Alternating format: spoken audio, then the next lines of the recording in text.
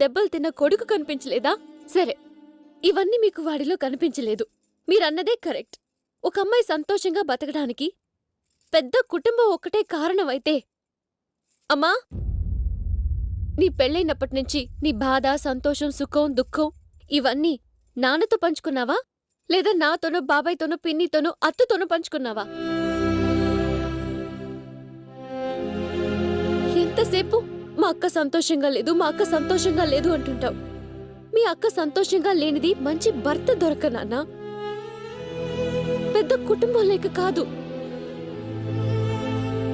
గుండెల్లో పెట్టి చూసుకునే భర్తుంటే గుళ్ళో దేవుణ్ణి కూడా మర్చిపోతారు నాన్న. మా ఆడాళ్ళు పాపం వాడు అడిగాడు నాన్న? నాతో పాటు నా ఫ్యామిలీ కూడా కావాలన్నాడు.